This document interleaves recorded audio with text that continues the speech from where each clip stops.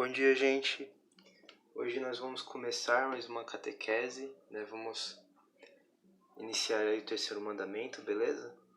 Então, antes de começarmos, né, vamos rezar uma Ave Maria, né, para pedir para que Nossa Senhora nos ajude, para que a gente possa não só entender tudo que Deus quer nos ensinar, mas também pôr em prática, tá bom? Ave Maria, cheia de graça, o Senhor é convosco. Bendita sois vós entre as mulheres, e bendito é o fruto do vosso ventre, Jesus.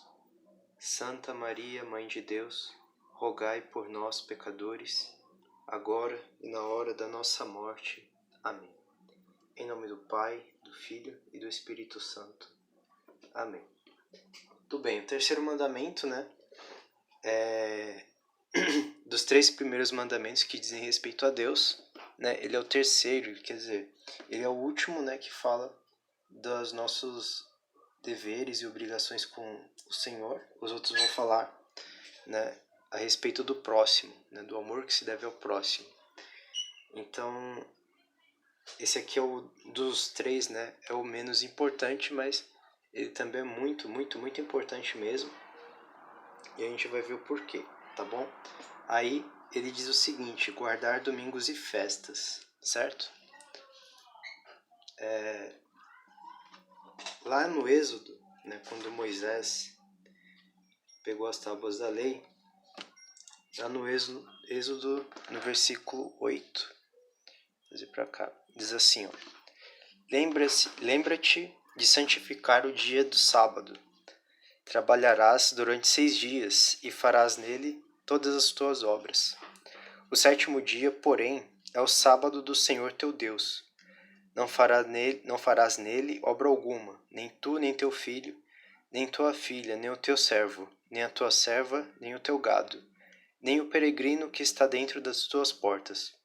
Porque o Senhor fez em 6 dias o céu, a terra e o mar, e tudo que neles há, e descansou ao 7º dia.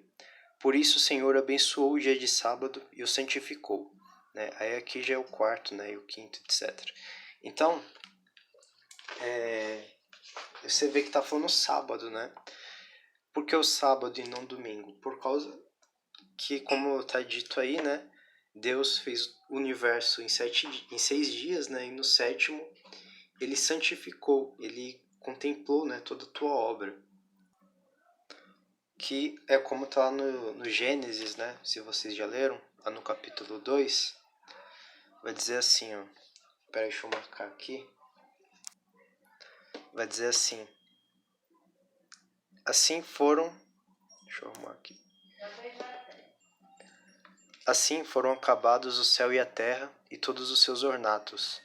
E Deus acabou no 7º dia a obra que tinha feito, e descansou no 7º dia de toda a obra que tinha feito. E abençoou o dia 7º e o santificou, porque nele tinha cessado de toda a sua obra que tinha criado e tinha feito.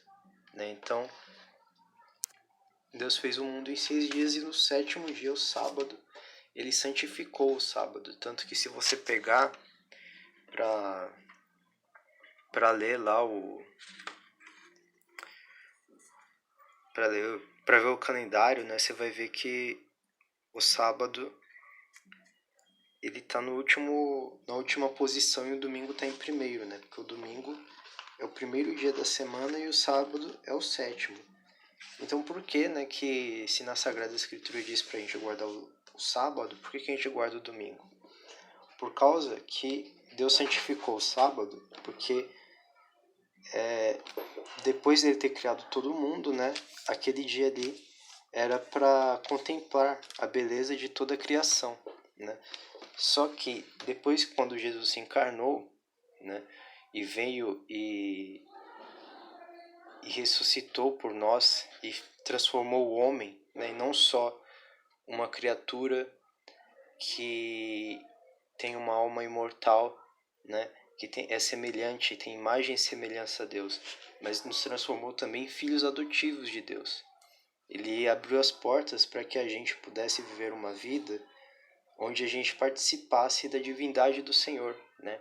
Nós somos filhos de Deus pelo Espírito Santo, né, que habita em nós, quando nós o recebemos. Então isso aí é muito maior do que toda a criação do universo, porque, né, ele deu pra gente a possibilidade da gente ser como Deus, de fato, né, da gente ser homens e mulheres, né, seres humanos divinos, né, da gente ser como Cristo. Tanto que São Paulo diz, né, não sou eu mais quem vivo, mas é o Cristo que vive em mim, né, é Deus que habita em mim pelo Espírito. E quanto mais a gente é inundado pela graça do Espírito Santo, mais nós não deixamos de ser nós mesmos e somos o próprio Cristo, né? Isso é muito maior do que o céu e a terra, do que qualquer outra coisa que Deus possa criar. Então, Cristo, ele fez isso pela sua ressurreição, né? Pela ressurreição de Cristo, que tudo isso é possível, porque ele ressuscitou um corpo humano, né? Então, a partir dele, né, toda a humanidade pode trilhar o mesmo caminho, certo? Da mesma forma que por um homem, né, Adão, o pecado entrou no mundo, por um homem também, o Cristo, né, toda a santidade, toda a divindade de Deus também entrou no mundo. Então, pela ressurreição de Cristo é que nós temos toda essa possibilidade de vida, né, em Deus. Então, ele ressuscitou no domingo e por isso ser uma coisa muito maior do que a criação, né? O dia santo, o dia santificado, passou-se a ser o domingo. Então os cristãos, já naquela época, eles começavam, né, a celebrar a ceia, a esperar, né, o, o pôr do sol, né? Eles ficavam, não sei se eles celebravam a ceia no sábado ou não, mas eles esperavam até o pôr do sol, né, para louvar e agradecer a Deus por tudo aquilo que Ele nos fez, né? E serve para a gente refletir também, porque nessa quarentena a gente está tão afastado, né, dos sacramentos da igreja, da confissão, da comunhão, da missa e de tudo mais. E se a gente for parar para ver, né, como os cristãos antigamente viviam, a gente vê que eles davam muito mais valor para coisa que a gente não valoriza, né? Então, isso é muito importante para a gente valorizar tudo isso. Bom, e também diz assim, né? Trabalharás durante 6 dias e farás nele todas as tuas obras. O sétimo dia, porém, é o sábado do Senhor teu Deus. Não fará obra neles alguma, não fará neles obra alguma, né? Nem teu servo, nem tua filha, enfim, nem a sua família, ninguém, né? Que ninguém trabalhe no dia do Senhor, porque é um dia de descanso, né? Então, a gente vai falar das obrigações mais adiante, né? Mas o que eu queria trazer aqui é que o domingo, né, a gente guarda o domingo se abstendo de trabalho, né? Aqui, ó. Pede, né, porque a gente santifique os dias de guarda, quer dizer, que a gente se abstenha de trabalho, mas não só para a gente descansar, né? Mas também para a gente separar um tempo, né, diário para cultivar a fé. Quer dizer, durante os 6 dias, a gente, né, vive buscando satisfazer, né, as nossas necessidades materiais, né, que a gente trabalha e tal, estuda, etc, para se preparar, né, para a vida. Mas no sétimo dia, né, no domingo, é o dia da gente pegar e parar quebrar toda a rotina, né, para a gente ter tempo livre, né, e tempo livre sim para descansar, mas também principalmente, né, para se dedicar a Deus, tá bom? Então, os judeus, eles imaginavam que era só no sentido, né, de você não fazer nada, de você descansar. E, de fato, né, se você for ver a fórmula dos mandamentos de Moisés, todos eles estão num sentido mais menos espiritual, né? Porque aquele era um povo, qual Moisés estava lidando, era um povo que estava completamente afastado de Deus. Então ele não podia chegar, né, e falar na lata o que eles tinham que fazer. Ele tinha que pegar e exigir o menor, né, que o mandamento pedia, para que com o tempo eles fossem aprendendo, eles fossem entendendo o verdadeiro sentido, né, do mandamento. Então, o real sentido, né, que o terceiro mandamento nos pede é que a gente reserve um tempo para Deus, né? E é um tempo não só um dia, mas todos os dias, né, separar um tempo para Deus. Porque você veja, de 7 dias, um é para Deus. Então, a sétima parte do nosso tempo, né, tem que ser reservada para Deus.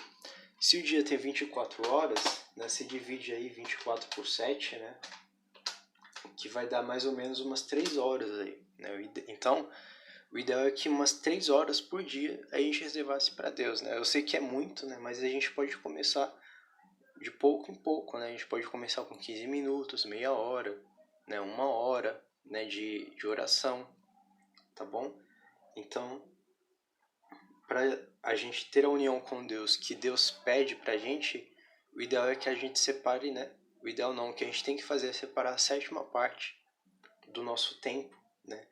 E buscar, né, ter intimidade com Deus, né? Buscar conversar com Deus, rezar, pedir pelos outros, pedir por nós, né? Tudo aquilo que a gente precisa para crescer espiritualmente, né? A gente precisa buscar a santidade, né? Que é o primeiro mandamento, né? Então, é isso. E daí, a gente consegue, né?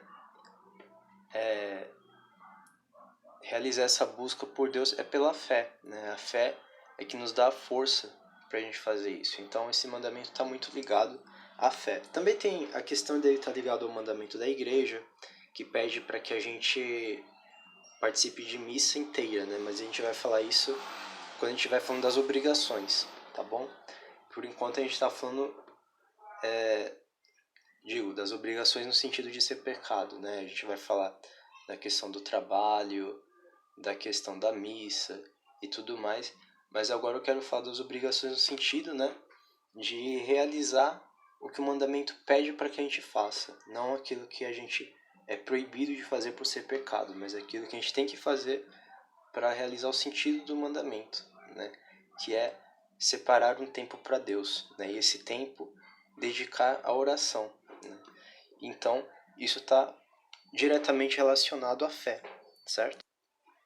Então, vamos falar um pouquinho sobre a fé, né? E a primeira pergunta que eu faço, né, é o que é a fé, né?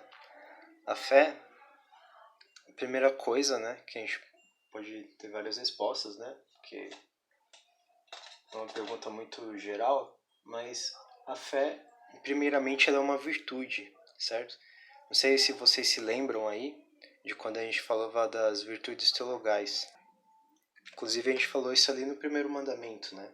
Que as virtudes teologais, elas são 3, né? Vamos colocar aqui, virtudes... Eita, letra feia. Teologais. Que é a esperança, a caridade, né? E a fé. Esperança... Na verdade, a fé, a esperança e a caridade é a ordem, né, que o pessoal geralmente fala. Mas vamos pôr por último, que é que a gente vai falar. Caridade e a fé, né? Que pela fé é que nós conhecemos a Deus, né? E conhecemos tudo aquilo de espiritual e etc. E daí isso gera em nós, né, uma caridade, uma esperança. Esperança por esperar as promessas que Deus nos faz, e caridade por ver toda a bondade, né, toda a maravilha de Deus, e nós também sermos capazes de amar tal como Ele ama. Então, é o seguinte, dizer que algo é uma virtude, né, virtude, ela vem da palavra virtus, em latim, né, virtus, que significa força. Isso aqui eu estou escrevendo, mas vocês não precisam copiar não, tá? Depois eu falo que vocês precisam copiar, só esse pedacinho aqui mesmo já tá bom. Aí depois, semana que vem, a gente vai falar sobre a outra parte, tá? Que eu sempre faço em 2 partes, né? A primeira parte é o sentido e a segunda fala dos pecados, né? Então, por hoje isso aqui tá bom, tá? Aí no final eu deixo aqui de novo para vocês verem se vocês não tiverem copiado ainda. Então, virtude, né, vem da palavra virtus, do latim, que significa força.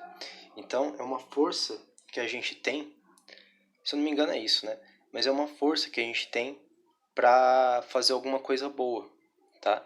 Porque o contrário de virtudes não é vício, né? Então, o vício é um hábito, né, que a gente tem de fazer coisas que são ruins, que prejudicam a nós e aos outros.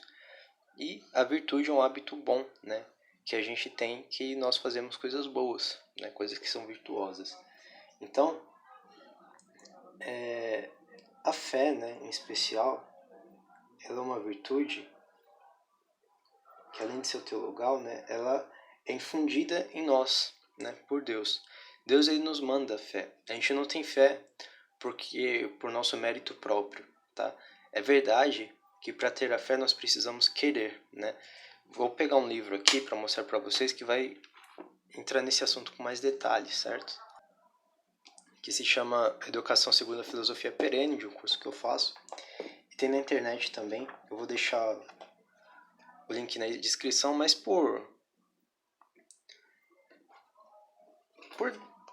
hábito meu, né, de deixar o link das coisas, de deixar a fonte das coisas, né, porque eu sei que infelizmente ninguém vai ver, né, eu já me desiludi já dessa vida, mas, né, enfim.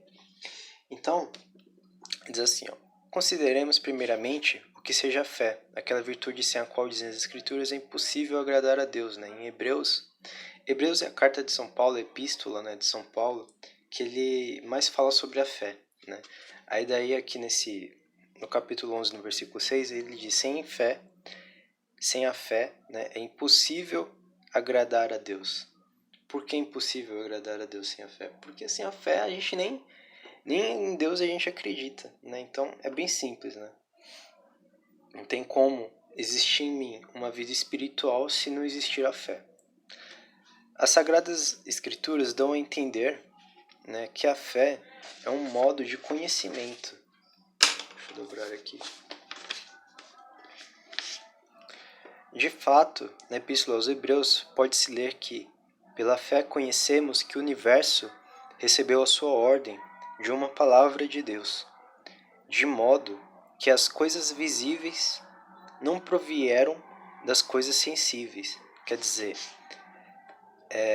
pela fé a gente sabe que Deus, né, criou todas as coisas que existem, que todas as coisas, né, visíveis que a gente enxerga, elas não veio de outras coisas que são sensíveis, até porque isso é uma impossibilidade, né?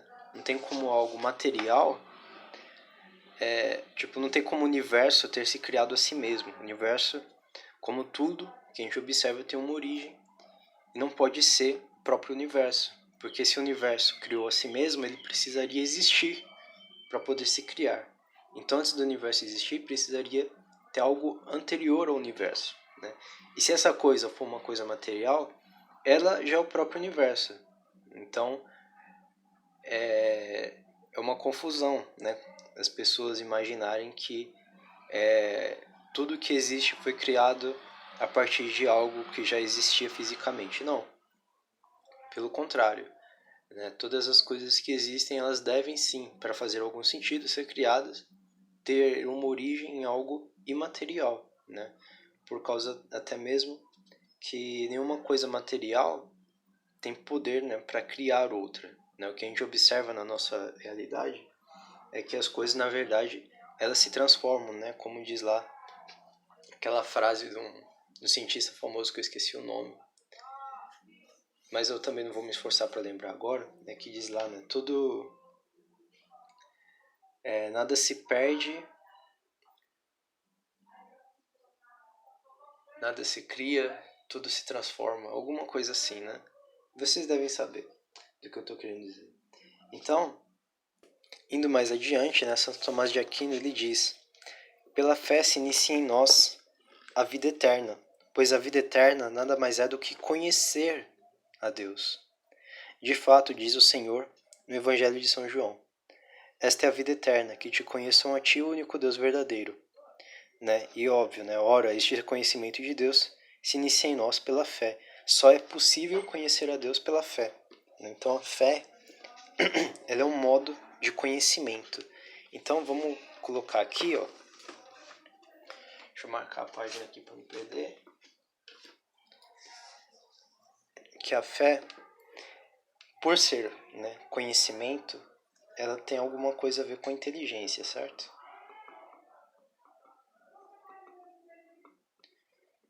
Ela tem alguma coisa a ver com a nossa inteligência.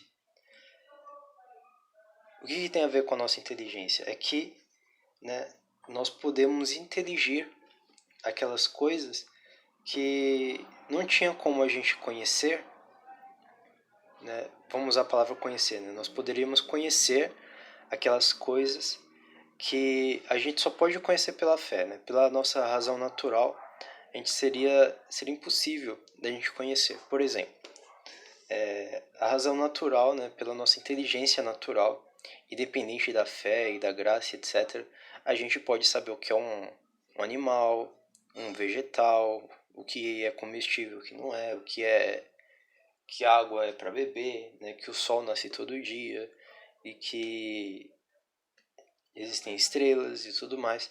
Tudo isso, né? Qualquer pessoa com um mínimo de inteligência percebe, certo? A gente pode perceber, né, que uma coisa não pode ser e não ser, né, ao mesmo tempo, né? Isso aqui não pode ser uma caneta e ser uma bola de futebol, né? Isso aqui é só ou é uma caneta ou é uma bola, e eu sei que é uma caneta, certo? Então, isso são coisas, né, da inteligência natural, a lógica e tudo mais. Porém, e pela inteligência eu até posso entender, né, que existe alguma força, né, que deu uma força que é o criador de todas as coisas que existem e que deu origem a tudo, e etc. Porém, eu posso saber, né, que existe Deus pela inteligência natural. Porém, não tem como, né, eu imaginar que esse Deus, ele me ama profundamente e que ele daria a própria vida dele por mim. Né? Isso aí é uma verdade que a gente só conhece pela fé. Né? Então, a nossa inteligência só conhece essas verdades pela fé, certo? E também um outro elemento da fé, né, é que ela existe em nós não somente, né, por uma força da nossa inteligência, mas também por uma força, né, da nossa vontade. Né? Olha que vontade. A vontade é o meu querer, né? Quando eu quero algo, certo? Existem, né, dois tipos de vontade, né, em nós, que é a da carne e a do espírito, né? Mas isso aí é uma outra coisa. Aqui eu tô falando da vontade espiritual, né? A vontade carnal é tipo, eu quero comer alguma coisa, tô com fome, quero dormir, tenho sede, etc.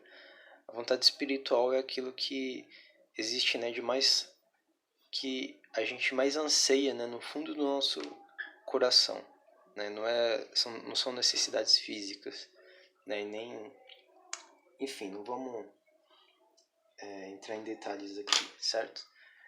Por que tem a ver com a vontade? Porque a gente acredita, né, no que nós queremos acreditar, certo? Vou pegar o livro aqui, que ele vai dar um exemplo bem, bem claro disso. Quando, em questões relativas à fé, né, você não diz, eu sei que Deus existe, eu sei que Deus me ama. Você pode até falar isso, mas a maneira mais exata de você falar é creio, né? Eu creio que Deus existe, eu acredito, né, no amor que Ele tem por nós. Tanto que ele vai dizer aqui, quando se trata, né, de algo conhecido pela fé, não dizemos mais eu sei, mas sim eu creio. Embora não sejam tanto em um caso como em outro modo de conhecimento, né, eu sei, eu saber e eu crer é um modo de conhecimento. Porém, tem uma diferença. Porque quando alguém diz eu creio, está incluindo no significado dessa expressão, além do próprio conhecimento, um ato da vontade, quer dizer, a pessoa ela quis acreditar naquilo. Então, quando a gente quer se expressar, né, a respeito da fé, nós dizemos eu creio. Né? A gente não professa o símbolo apostólico, né, o credo, rezando assim: eu sei que existe Deus Pai Todo-Poderoso, Criador do céu e da terra. A gente diz: eu creio em Deus Pai Todo-Poderoso, né? Creio no Espírito Santo, creio na Santa Igreja Católica, né? Então, não só que a gente sabe que aquilo é verdade, mas nós temos um ato, uma força da nossa vontade de querer acreditar naquilo. Logo, a fé é um conhecimento, né, que é um ato da inteligência, porque é uma verdade que eu vejo, porém também tem uma participação da nossa vontade, né, do nosso ato, né, de querer aderir a essa verdade. Então, onde é que participa aí, né, a ação de Deus? Deus, pela sua graça, ele manda, né, uma força na nossa alma que nos convida a acreditar naquela verdade. Então, quando você imagina, né, quando estavam aqui no Brasil os índios, aí vieram os jesuítas para pregar e tudo mais, Deus mandou a sua graça, né?